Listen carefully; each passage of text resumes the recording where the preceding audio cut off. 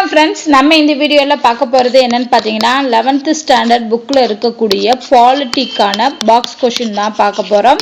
So இதுக்கு முன்னாடி இருக்க வீடியோ வந்து ஹிஸ்ட்ரிக்குரிய பாக்ஸ் கொஷின்ஸ் எல்லாமே கம்ப்ளீட் பண்ணோம். அது தனி பிளேலிஸ்ட் இருக்குது. அதே மாதிரி பாலிட்டிக்குரிய இந்த வீடியோ ஸ்டார்ட் பண்ணுறோம் இல்லையா, இதுக்கும் தனி பிளேலிஸ்ட் வச்சுருப்போம், செக் பண்ணி பார்த்துக்கலாம். அது மட்டும் இல்லாமல் சயின்ஸுமே 11th ஸ்டாண்டர்டில் பாக்ஸ் கொஷின் போட்டிருக்கோம், அதையுமே செக் பண்ணி பாருங்கள். ஸோ ஃபஸ்ட்டு பார்த்தீங்கன்னா மகிழ்ச்சி பற்றிய அரிஸ்டாட்டிலின் கருத்து. ஸோ கேட்கலாம், மகிழ்ச்சி பற்றி கருத்துக்குரியவர் யாருன்னு கூட கேட்கலாம். அரிஸ்டாட்டில் அவர் என்ன சொல்லியிருக்காரு அப்படின்னா, மகிழ்ச்சிங்கிறதா வாழ்க்கையோட ஒரு முக்கிய அம்சம் அப்படின்னு தான் வந்து அரிஸ்டாட்டில் வந்து சொல்றாரு. ஓகேவா? ஸோ மகிழ்ச்சி என்பது வாழ்க்கையின் ஒரு முக்கியமான அம்சம் என்ற கருத்தை கூறியவர் யாரு அப்படின்னு கேட்டாங்கன்னா அரிஸ்டாட்டில். அது மட்டும் இல்லாமல் என்ன சொல்றாருன்னா, ஒரு மனிதன் தற்காலிக இன்பத்தை தேடுவதில் நேரத்தை செலவிடுவதை காட்டிலும் நிரந்தரமான மகிழ்ச்சியை தேடுவதே சிறந்தது அப்படின்னு சொல்றாரு. ஸோ என்னது, நிரந்தரமான மகிழ்ச்சியை தேடுறதா சிறந்ததுன்னு சொல்றாரு. அது மட்டும் இல்லாம ஒருவனோட மகிழ்ச்சிங்கிறது என்ன அப்படின்னா, பொருள் அடிப்படையிலானவற்றில் இல்லை என்பதும் அவனுடைய முழுமையான திறமை மற்றும் உண்மையான தன்மையை அறிந்து கொள்வதுதான் மகிழ்ச்சி இருக்குது அப்படிங்கிற கருத்தையும் அரிஸ்டாட்டில் கூறுறாரு. இதுல சிம்பிளா சொல்லணும்னா, மகிழ்ச்சிங்கிறது ஒருவனோட உள்ளேயே இருக்கிறதே தவிர வெளியில இல்லை அப்படிங்கிறதையும் சொல்றாரு. அடுத்து அரிஸ்டாட்டிலின் புகழ்பெற்ற கருத்தாக்கம் ஒன்று பின்வருமாறு கூறுகிறது: மனிதனின் உயிர் வாழ்தலின் நோக்கம் மற்றும் பொருளே மகிழ்ச்சியை தேடுவதே ஆகும். ஸோ மனிதனோட வாழ்தலோட நோக்கமே வந்து மகிழ்ச்சியை தேடுவதில் தான் இருக்கு அப்படின்னு சொல்லி ஃபைனலாக முடிச்சிருக்காரு. ஸோ மகிழ்ச்சி பற்றிய கருத்தை கூறியவர் வந்து அரிஸ்டாட்டில். அடுத்து பார்த்தீங்கன்னா நிறைய மேற்கோள்கள் கொடுத்துருப்பாங்க. மேற்கோள்கள்னா நம்ம தமிழில் படுறோம், ஒரு சில வரிகளை கொடுத்து இதை யார் சொன்னாங்க அப்படிங்கிற மாதிரி கேட்கலாம். ஸோ அப்படி கேட்டாங்க அப்படின்னா, நீ யாராக வேண்டுமானாலும் இருக்கலாம், நீ எப்படியாக வேண்டுமானாலும் மாற விரும்பலாம், நீ அரசியலின் மீது ஆர்வம் இல்லாமல் கூட இருக்கலாம், ஆனால் அரசியல் உன் மீது ஆர்வமாக இருக்கிறது. நீ அரசியல் ஆர்வம் இல்லாட்டியும் உன் மீது அரசியல் ஆர்வமா இருக்குது அப்படின்னு சொன்னவர் வந்து மார்ஷல் பெர்மன். மேபி இந்த லைனை கொடுத்துட்டு இந்த வரிகளை சொன்னவர் யாரு அப்படின்னு மாதிரி கேட்கலாம். ஸோ மார்ஷல் பெர்மன் சொன்ன கருத்து தான் இது. அடுத்து பார்த்தீங்கன்னா 2011 ஆண்டுக்கான மக்கள் தொகை கணக்கெடுப்பை பற்றி சொல்லியிருப்பாங்க. ஸோ 2011 ஆண்டில் மக்கள் தொகை கணக்கெடுப்பு எடுத்தது அப்போ மக்கள் தொகை எவ்வளோ கோடியாக கணிச்சிருக்காங்க அப்படின்னு பார்த்தீங்கன்னா 121.02 கோடியாக 2011 இருந்திருக்கு. ஓகேவா? ஸோ இந்த 5 வருஷத்துக்கு, அதாவது 10 வருஷத்துக்கு ஒரு தடவை இந்த மக்கள் தொகை கணக்கெடுப்பு எடுக்கிறாங்க. ஸோ இது எந்த வருஷம் தொடங்கப்பட்டுச்சு அப்படின்னு பார்த்தீங்கன்னா 1872. இந்த கேள்வி நிறைய இடத்துல கேட்டிருந்தாங்க. இந்த 10 வருடத்துக்கு ஒரு முறை மக்கள் தொகை கணக்கெடுப்பு எடுக்கிறது வந்து எந்த வருஷத்துல இருந்து ஆரம்பிக்குது அப்படின்னா 1872. ஸோ 2010 வந்து 2011 எடுத்தாங்க இல்லையா, இது வந்து 15வது புள்ளி விவர கணக்கு அப்படின்னு சொல்றாங்க. 15வது முறையா 2011 மக்கள் தொகை கணக்கெடுப்பு எடுத்திருக்காங்க. அண்ட் இதுக்கான செலவுகள் இதெல்லாம் கொடுத்துருக்காங்க. ஜஸ்ட் வந்து இதெல்லாம் பார்த்துக்கோங்க, இது அந்த அளவுக்கு தேவையில்லை. இதில் மெயின் என்னன்னு பார்த்தீங்கன்னா, விவரப்பட்டியல் தயாரிக்கப்பட்ட மொத்த மொழிகள், இந்த மக்கள் தொகை கணக்கெடுப்புக்கான விவரங்கள் இருக்கு இல்லையா, அதை வந்து எத்தனை மொழிகளில் தயாரிச்சிருக்காங்கன்னா 16 மொழிகளில் தயாரிச்சிருக்காங்க. அதே இது பயிற்சி கையேடு தயாரிக்கப்பட்ட மொழி வந்து 18 மொழிகள்ல தயாரிச்சிருக்காங்க. இது ரெண்டு மட்டும் ஞாபகம் வச்சுக்கோங்க. அண்ட் இந்தியாவோட மக்கள் தொகை எவ்வளோன்னு சொல்லி கணக்கிட்டாங்கன்னா 121.02 கோடியா இருந்திருக்கு. இந்த மக்கள் தொகைங்கிறது எதோட ஒப்பிட்டு பார்த்தோம் அப்படின்னா, America, Indonesia, Brazil, Pakistan, Bangladesh மற்றும் ஜப்பான், இந்த நாடுகளோட மக்கள் தொகையை வரக்கூடிய கூட்டுத்தொகைக்கு சமமா இருக்கும். ஸோ இத்தனை நாடுகளோட மக்கள் தொகையை ஆட் பண்ணாதான் வந்து நம்ம இந்தியாவோட மக்கள் தொகைக்கு சமமா வருது அப்படிங்கிறத கணக்கிட்டு இருக்காங்க. அடுத்து வந்து பாத்தீங்கன்னா 2001 2011 இந்த 10 ஆண்டு கணக்கெடுப்பு தான் வந்து முந்தைய 10 ஆண்டுகளின் கணக்கெடுப்பை காட்டிலும் குறைவான மக்கள் தொகையா. ஸோ இதுக்கு முன்னாடி எடுத்த 10 வருஷத்துக்கு முன்னாடி எடுத்த மக்கள் தொகையை விட இது வந்து குறைவாக இருக்கு, பதிவு செய்யப்பட்டிருக்கு அப்படின்னு சொல்றாங்க. இதுவே குறைவாக இருந்திருக்கு, அப்போ இதுக்கு முன்னாடி இருந்தது இன்னும் அதிகமாக இருந்திருக்கு அப்படின்னு சொல்றாங்க.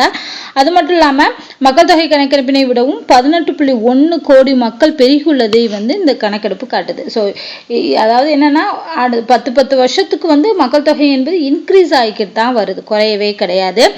அடுத்து ஒட்டுமொத்த ஆண் பெண் பாலின விகிதம் வந்து 2001 2011 ஆண்டு வரையிலான 10 ஆண்டுகள்ல 7 புள்ளிகள் அதிகரிச்சு பாலின விகிதம் வந்து 940 புள்ளியை எட்டியிருக்கு. ஸோ கேட்கலாம், 2011 எடுத்த கணக்கெடுப்பின்படி பாலின விகிதம், ஆண் பெண் பாலின விகிதம் வந்து எத்தனை புள்ளிகள்னு கேட்டாங்கன்னா 940. அடுத்து வந்து பார்த்தீங்கன்னா அதான் இங்கே சொல்லியிருப்பாங்க. ஸோ ஒவ்வொரு வருஷமும் வந்து எவ்வளோ இன்க்ரீஸ் ஆகிருக்கு அப்படிங்கிறத இங்கே மேப் போட்டு காமிச்சிருக்காங்க.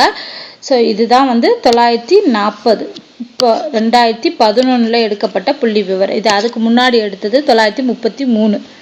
7 புள்ளிகள் இன்க்ரீஸ் ஆகி 940 மாறி இருக்கு. அடுத்து பிளாட்டோ. ஸோ பிளாட்டோ என்ன சொல்றாரு அப்படின்னா, ஒரு லட்சிய அரசின் மக்கள் தொகை என்பது 5040 தான். ஒரு லட்சிய அரசோட மக்கள் தொகை என்பது 5040 சொல்லி ஒரு நம்பர் சொல்றாரு. அது ஏன் 5040 அப்படிங்கிற நம்பரை எடுத்தாரு அப்படின்னா, இந்த 5040ங்கிற நம்பரை வந்து 1ல இருந்து 12 வரைக்கும் உள்ள எந்த எண்ணாலுமே வகுக்க முடியும் அப்படின்னு சொல்றாங்க. எக்ஸாம்பிள் பார்த்தீங்கன்னா இந்த எண்ணை, அதாவது இந்த 5040 12ஆல வகுத்தோம் அப்படின்னா மீதி வந்து 2 கிடைக்கும். 2 என்ற எண் மட்டுமே கிடைக்கும்.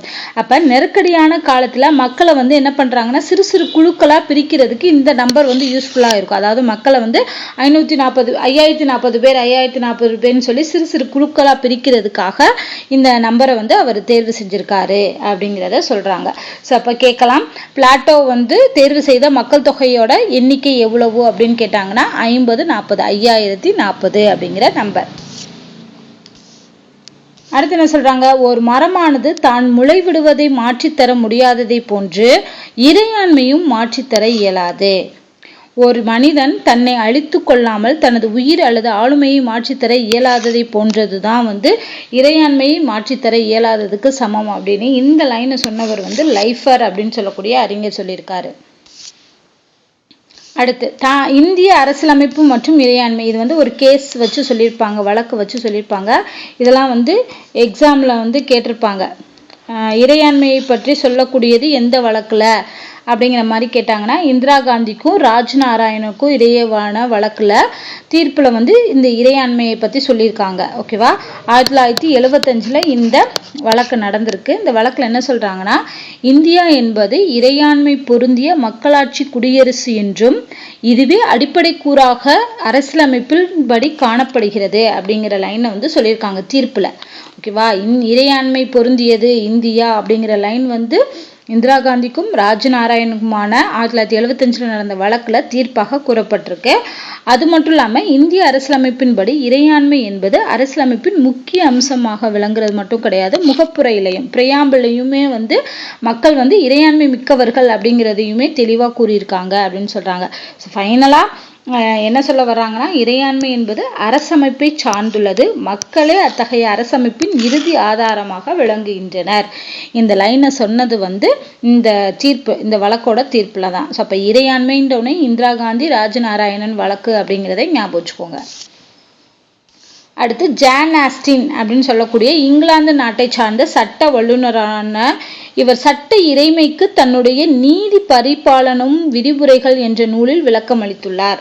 ஓகேவா? ஸோ சட்ட இறைமைனா என்ன அப்படிங்கிறதுக்கான விளக்கம் வந்து இவர் எழுதின நூலான நீதி பரிபாலனும் விதிமுறைகள் அப்படிங்கிற நூல்ல வந்து சொல்லியிருக்காரு. ஸோ இந்த நூலை எழுதினவர் யாருன்னு கூட கேட்கலாம், ஜான் ஆஸ்டின் என்பவர். ஸோ இவர் ஒருமைவாத இறையாண்மை கோட்பாட்டின் தீவிர ஆதரவாளராக இருந்திருக்காரு. அதனால இவர் இந்த புக்கை எழுதியிருக்காரு. அடுத்து அஹிம்சை அடிப்படையிலான அமெரிக்க குடிமை உரிமைகள் இயக்கத்தில் ஈடு இணையற்ற தலைவராக இருந்தவர் தான் வந்து மார்ட்டின் லூதர் கிங் ஜூனியர் அப்படிங்கிறவரு. 1950 60களில் இந்த இடைப்பட்ட 10 வருஷத்துல பார்த்தீங்கன்னா கருப்பினத்தவர்கள் இருக்காங்களா, அவங்க வந்து தன்னோட நீதிக்காக வந்து அமெரிக்கால சம உரிமைகளை பெறுவதற்காக புரட்சியை ஏற்படுத்தினாங்க. இந்த புரட்சி தான் குடிமை உரிமைகள் இயக்கமாக மாறுச்சு அப்படின்னு சொல்றாங்க. இப்போ எப்படி இந்த அமெரிக்கால இந்த மாதிரி அதாவது கருப்பினத்தவர்கள் வந்து சமமா கருதப்படணும் அப்படின்னு சொல்லி புரட்சி எழுந்துச்சோ, அதே மாதிரி இந்தியால பார்த்தீங்கன்னா டாக்டர் PR அம்பேத்கர் அவர்கள் வந்து தாழ்த்தப்பட்ட மக்களுக்கு வந்து விடுதலை வேணும் அப்படின்னு சொல்லி அவர் வந்து புரட்சியை ஏற்படுத்தினாரு. ஓகேவா? ஸோ இந்த மாதிரி மேலும் இவ்வியக்கம் சமூக சமத்துவத்திற்கான விதையாகவும் அமைஞ்சிருக்கு. ஓகேவா? மக்களின் விடுதலைக்கான தாழ்த்தப்பட்ட மக்களின் விடுதலைக்கான இயக்கமானது வரலாற்று சிறப்பு மிக்கதாக இந்தியாவில் கருதப்படுகிறது. அமெரிக்காவில் அந்த கருப்பினத்தவர்களுக்கான அந்த குடிமை உரிமைகள் இயக்கம் வந்து சிறப்பு மிக்கதாக கருதப்படுது. அடுத்து இது தாராளமய கொள்கைனா என்னன்னு சொல்லியிருப்பாங்க. தனியாருக்கு இடையேயான பரிமாற்றங்கள், அரசாங்க தலையீடுகளான கட்டுப்பாடு, சலுகை, வரி, மானியம் போன்றவை இல்லாமல் சுமூகமாகவும் சுதந்திரமாகவும் நடக்கும் பொருளாதார முறைமை தான் தாராளமய கொள்கை அப்படின்னு சொல்றாங்க. லைஷர் ஃபேர் அப்படின்னு சொல்றாங்க இங்கிலீஷ்ல, தாராளமய கொள்கை. அடுத்து சுதந்திரம்னா என்ன? அடக்குமுறையிலிருந்தும் வெளி கட்டுப்பாடுகளிலிருந்தும் விடுதலை பெறக்கூடிய நிலை தான் வந்து சுதந்திரம் அப்படின்னு சொல்றாங்க. அண்ட் எஜிஸ்டம் ஜெனரிஸ் அப்படிங்கிற ஒரு வேர்ட் சொல்றாங்க. இது வந்து லத்தீன் வார்த்தை. எஜிஸ்டம் ஜெனரிஸ் அப்படிங்கிற சட்ட மொழியில் கூறுவது யாதெனில் சுதந்திரம் என்பது. ஸோ இந்த சட்ட மொழியில என்ன சொல்றாங்கன்னா, சுதந்திரம்னா என்னன்னா, இந்த சொல் வந்து உறுப்பு 19ல பொதுவான வார்த்தையா இருக்கு. அதே இது உறுப்பு 21ல ஆர்டிகிள் 21ல சுதந்திரம் என்ற சொல்லுக்கு முன்னாக தனிப்பட்ட அப்படிங்கிற குறிப்பிட்ட வார்த்தை மட்டுமே பயன்படுத்தப்பட்டிருக்கு அப்படின்னு சொல்றாங்க. ஸோ சுதந்திரம் அப்படிங்கிற சொல் வந்து உறுப்பு 19ல பொதுவான வார்த்தையா இருக்கு. 21ல தனிப்பட்ட அப்படிங்கிற முன்னாடி ஒரு சொல்லும் வந்திருக்கு. தனிப்பட்ட சுதந்திரம் அப்படின்னும் வந்திருக்கு. அடுத்து இங்கிலாந்தோட சட்ட நிபுணரான ஏவி டைசி, இவர் தான் வந்து சட்டத்தின் ஆட்சி என்ற கருத்தாக்கத்தினை 19ஆம் நூற்றாண்டுல பிரபலப்படுத்தியிருக்காரு. ஸோ சட்டத்தின் ஆட்சி அப்படிங்கிறத வந்து பிரபலப்படுத்தியவர் யாருன்னு பார்த்தீங்கன்னா இங்கிலாந்து சட்ட நிபுணரான டைசி அவர்கள். ஓகேவா? அரசியல் அமைப்பு சட்டத்தின் அறிமுகம் என்ற நூல்ல இதை பத்தி சொல்லியிருக்காரு. அரசியல் அமைப்பின் சட்டத்தின் அறிமுகம்ங்கிற நூல்ல முற்கால தத்துவ ஞானிகளுக்கு சட்டத்தின் ஆட்சி என்னும் சொற்றொடர் அறிமுகம் இல்லாவிட்டாலும் அக்கருத்தாக்கத்தினை அரிஸ்டாட்டில் என்னும் ஞானி சட்டமே ஆளுகை புரிய வேண்டும் என்று எழுதியுள்ளதை காணலாம். ஸோ சட்டத்தின் ஆட்சிங்கிறத பிரபலப்படுத்தினவர் டைசியா இருந்தாலுமே அதுக்கு முன்னாடி அரிஸ்டாட்டில் என்ன சொல்லியிருக்காருன்னா சட்டமே ஆளுகை புரிய வேண்டும் அப்படிங்கிற வார்த்தையை அவர் சொல்லியிருக்காரு அப்படின்னு சொல்றாங்க. அடுத்து நிறைய மேற்கோள்கள் கொடுத்துருக்காங்க. ஸோ என்னன்னு பார்த்தீங்கன்னா சட்ட நிபுணர்களின் கருத்துக்கள் பெரும்பாலான நேரங்களில் சட்டமாக தான் கருதப்பட்டிருக்கு. ஏன்னா சட்ட நிபுணர்கள் என்ன சொல்கிறாங்களோ அந்த கருத்துக்களை சட்டமாக வந்து கருதியிருக்காங்க. எக்ஸாம்பிள் பார்த்தீங்கன்னா இங்கிலாந்தோட ஹோக் மற்றும் பிளாக் ஸ்டோனின் அவர் சொன்ன கருத்துக்களாக இருக்கட்டும், அதே இது வந்து அமெரிக்காவோட ஸ்டோரி மற்றும் கென்ட் அவங்க சொன்ன கருத்துக்கள். இந்தியாவில் பார்த்தீங்கன்னா விஜ்னாஸ்வரா மற்றும் அபரார்கா இவங்க 2 பேர் சொன்ன கருத்துக்களா இருக்கும். இது எல்லாமே அவங்க சட்டமா தான் கருதியிருக்காங்க அப்படின்னு சொல்லி அப்பாதுரை வந்து மேற்கோளா எடுத்து காட்டியிருக்காரு. அடுத்து பிளாட்டோ சொன்ன மேற்கோள் என்னன்னு பார்த்தீங்கன்னா தனி மனிதனின் நல்லொழுக்கத்திற்கு சரிசமமாக இயங்கக்கூடியது நல்லரசாகும். அரசியல் உடற்கூறில் ஏதேனும் ஒரு பகுதி பாதிக்கின்ற போது ஒட்டுமொத்த உடலுமே பாதிப்போம்.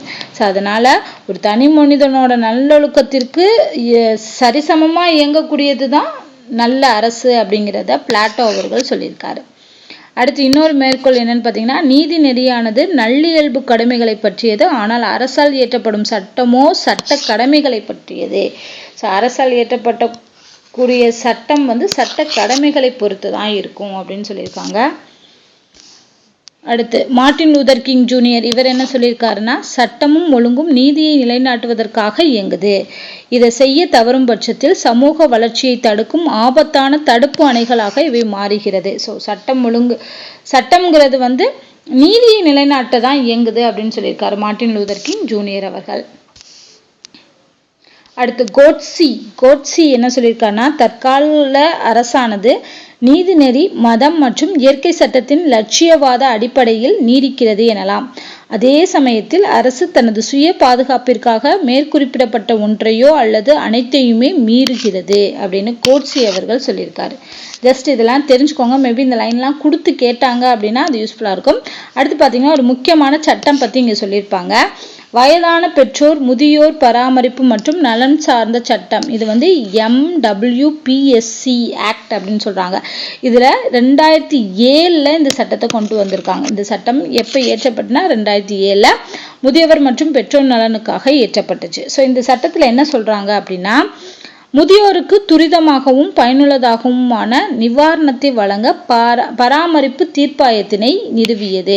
ஸோ இந்த சட்டம் 2007 உருவாக்கப்பட்ட சட்டம் வந்து இவங்களுக்கு நிவாரணம் வழங்குறதுக்காக மெயின்டெனன்ஸ் ட்ரிபுனல் அப்படின்னு சொல்லக்கூடிய பராமரிப்பு தீர்ப்பாயத்தை உருவாக்கியிருக்காங்க. இந்த சட்டத்தின்படி பராமரிப்புனா என்னன்னா உணவு, உடை, இருப்பிடம், மருத்துவ செலவு, மருத்துவ சிகிச்சை இது எல்லாத்தையுமே கொடுக்கறதா இந்த சட்டம் பராமரிப்பு அப்படிங்கிறது. அடுத்து இதுல ஒரே ஒரு நிபந்தனை என்ன சொல்லியிருக்காங்கன்னா எவரெல்லாம் தன் சொந்த வருமானத்திலும் உடைமையின் மூலமும் தன்னை பராமரித்து இயலாதவர்களாக இருக்கிறார்களோ அவர்கள்தான் இந்த பராமரிப்பின் கீழ் உட்படுவார்கள். ஓகேவா? ஸோ அவங்க தான் இந்த சட்டத்தின் கீழே கொண்டு வரப்படுவாங்கன்னு சொல்றாங்க.